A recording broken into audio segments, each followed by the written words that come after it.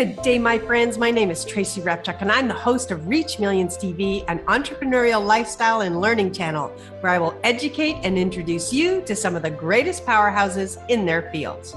As an entrepreneur for over 37 years, I've had the good fortune to appear in Forbes over 27 times, speak in 39 countries, appeared on NBC, ABC, CBS, Fox, won awards from the Senate, the Assembly, the White House, and President Obama, written 9 #1 bestsellers, and from that journey, I reached millions with my message. So I wanted to show you and introduce you to the people that can help you to find more leads, make more sales, and reach millions with your message.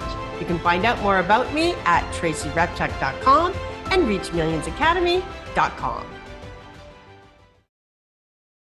And today we're going to go over the exciting topic of crowdfunding for cash.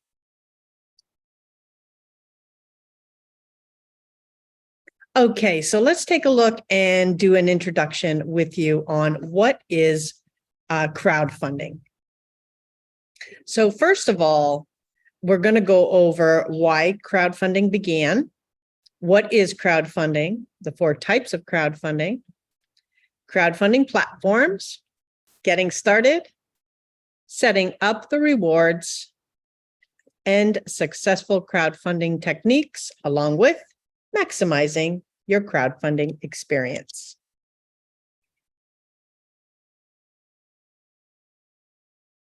So why did crowdfunding begin in the first place? Let's take a look at this. It's a typical business scenario. So you have a great idea, you worked out your business plan, you formed a company, and you dream about your success. Then you go to the bank or you're trying to seek out funds in some sort of capacity for a loan, and ultimately you get denied. You need a history. And then about a decade ago, that was the kind of end of the road for countless startups because crowdfunding became so popular. Tech-savvy entrepreneurs turned to this online community when, of course, traditional funding could not be secured.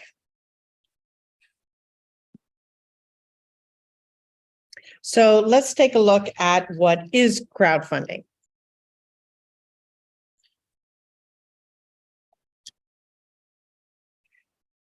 Crowdfunding allows smaller and non-traditional businesses to gain a foothold in the market by raising the money they need to launch their organizations. It is a method of raising funds through multiple small donations from a range of investors through an online platform.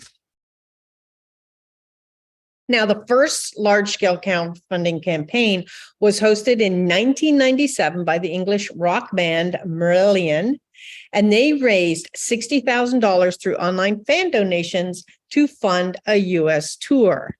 This, of course, sparked a trend of artists using crowdfunding to finance their projects, and the first crowdfunding platform, Artist Share, was set up in 2000. And then, of course, popularity started to ultimately soar in 2008. Now, there are 4 types of crowdfunding. The first is rewards-based. The second is donation-based. The third is equity. And the fourth is debt. So we'll go over each of these. Now, the type that you choose is going to affect how your campaign runs, and your choice should be based on the type of business you're running, the size of your campaign, and why you're raising the money.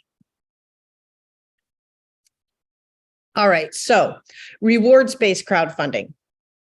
This is when backers receive a reward in return for their donation. It is usually a hierarchy where bigger donations earn larger rewards. And this is the most common form of crowdfunding.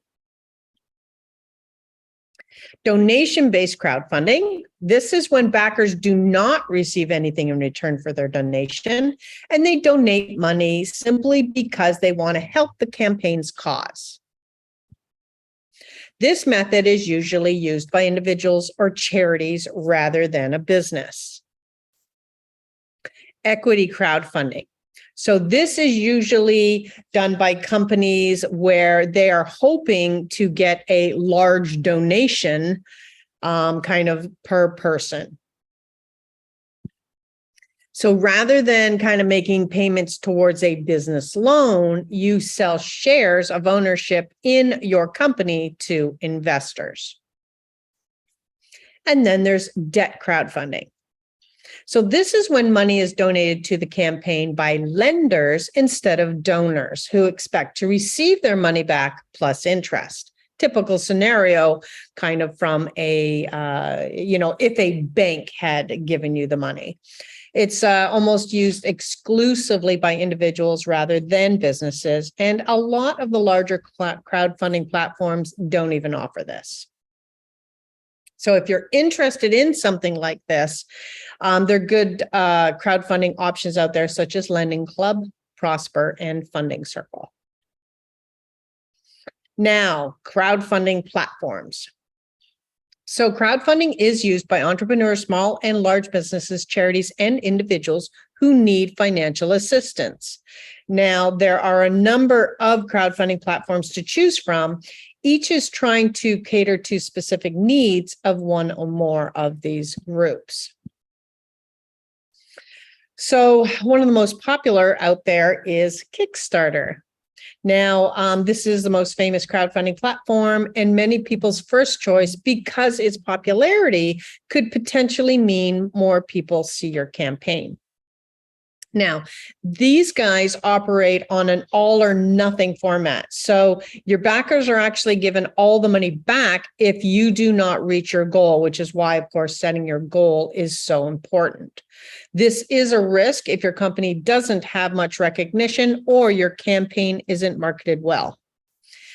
It's free to create a campaign, but you will be charged that 5% withdrawal fee, and it does 3 to 5% processing fees for those that are donating. And then Kickstarter does not offer the equity crowdfunding. Indiegogo. So this one is really good for raising funds via kind of that classic crowdfunding campaign format. It has a couple of options. So the first is kind of this in demand, which allows you to continue raising funds and interacting with backers after your campaign has ended. Again, why this one is such a great option. You know, you hit you set your number low at, let's say, 10,000, and you can keep going after. The marketplace allows you to sell the products or services you created with Indiegogo's help. And there's a 5% platform fee for campaigns and in-demand projects. So this platform also offers that equity crowdfunding option. And then there's Fundable. So this platform only deals in equity crowdfunding, and it charges a flat monthly fee rather than a percentage of your profits. So this is good for businesses who have already made a name for themselves. You have a network of interested parties. Users are, they're accredited investors who are looking for new business opportunities. So what you can do here is you can choose to do it yourself with a plan that's about $179 a month, or they have a full done-for-you service plan, which is, of course, if you have something, is a great way to go because they're the ones now doing all the work for you. This is obviously a really great plan when you're seeking high amounts of money because, kind of that 3 to 5% versus $179 a month can rapidly be a bargain in comparison, simply because the amount you are going for, would yield around at least a $5,000 fee once you're funded. And then there's a really good ones for charities such as GoFundMe or Kiva. And then, so these are really focused on the charitable causes and not businesses. So a great campaign that I saw, of course, when it occurred, because I was actually in Las Vegas speaking at the crowdfunding convention. And so the Steve Sisolak, who was, in charge at the time, when that Las Vegas shooting occurred, they went and crowdfunded for the families that were affected during that concert. And they had already reached $9.2 million of their $15 million goal. And they, of course, accomplished that. And what was great about this is it went on for quite a while after, because these guys attached a hashtag of Vegas Strong to it. And this was on all of the hotels and kind of promotional elements all throughout Las Vegas during that time, which kept the campaign top of mind for a very long time. Now, how do you get started in crowdfunding? So after you've chosen a crowdfunding method and platform, you then start to build your campaign. So most platforms are great in that they have a step-by-step creation process that allows and trains you on how to use each of the site figures and features. So they have downloadable guides that contain information. They often have video training as well about how do you start and maintain your campaign, especially when you haven't used these platforms before. One of the biggest things you need to do, of course, is select that duration of how long do you want this campaign to run.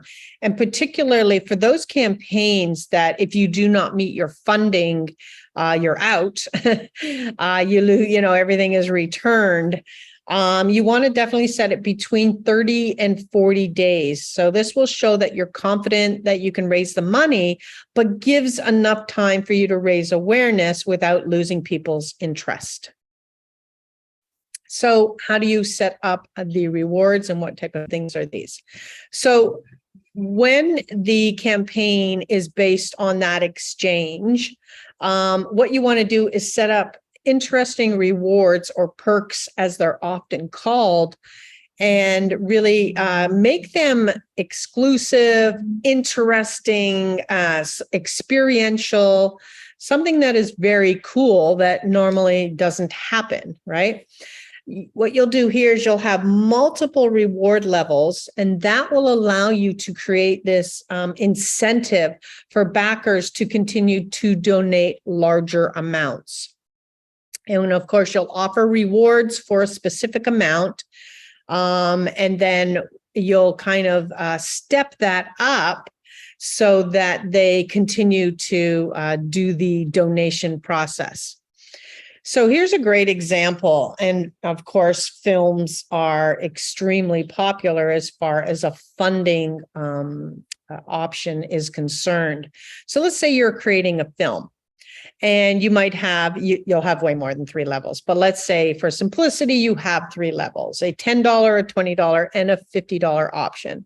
So a great example would be the $10 level would earn you some form of acknowledgement, such as a film credit. The $20 level might give you the film credit and a film script, and the $50 might give you those plus an invitation to the premiere of the film or access to the digital, however you're doing it. And so I've been a part of many campaigns such as this, all the way up to, it's $50,000 and you can actually appear in the film that is being done. So it all depends on the level and experience that you want and offer as well in this situation. So what are some successful crowdfunding techniques? Backers expect you to have a clearly defined plan for the money that you raise. And they really want to know, what are you going to do with their money once that campaign is funded? A good way to attract them, because there is tons of competition up there, is to plan a multimedia pitch that includes video, image, story, audio, and good copywriting. You want to have that eye-catching thumbnail, just like as you would in a YouTube, and you want that really great headline and title to draw people in. The biggest thing you really want to do up here is to tell a story. You tell them who you are, what you're doing, and why. You want to show them how you've reached that point where you're at right now, why you care about the project you're trying to fund, and what are your plans for the future. This is all really important as backers are determining where to put their kind of donations and or reward scenarios. Now, how do you maximize your crowdfunding experience? Well, you have to have clear, interesting, and regular communication with backers and potential backers. You don't want those people that already donated to you to kind of get bored and drop away, because they are your best resource actually for not just promoting, but for getting more money for that next buying opportunity.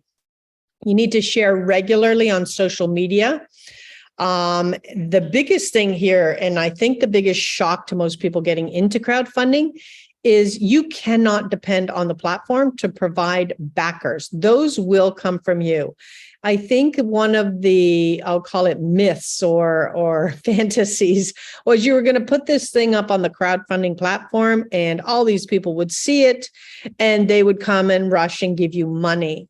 It's really you driving it, which is why it's so important. Now, if others come from the platform, because if you gain popularity, you'll start to get featured. If you get momentum, it's kind of like that iTunes podcast, they'll put you to the top. Same with as you're becoming an Amazon bestseller, all of a sudden you're getting more appearances. That is what will start to happen. But without that kind of momentum and thrust coming from you initially, it will just be pretty well white noise on the site. The one thing you always want to do is take a look at other campaigns that are similar to yours on the platform that you're choosing. And you want to take a look at what did they do? What did they have? How do you think they got their funding or got to where they got numbers wise and donation wise and excitement wise? Take a look at their copy, how they're describing things. Take a look at, do they have videos? Do they have testimonials? Do they have those elements? I remember one of the films that I was investing in, they had the majority of the film done. They were actually at that point looking for distribution. And, the film and the pieces and promo that they had up there were just so gorgeous. It made it really important to get this out. You want to include also on your website and leverage all promotional methods that you do for, call it your normal business or the normal channels that you're using. You now start to add that crowdfunding message to it. And then by the end of this process, you'll have a well-funded campaign and a base for future success.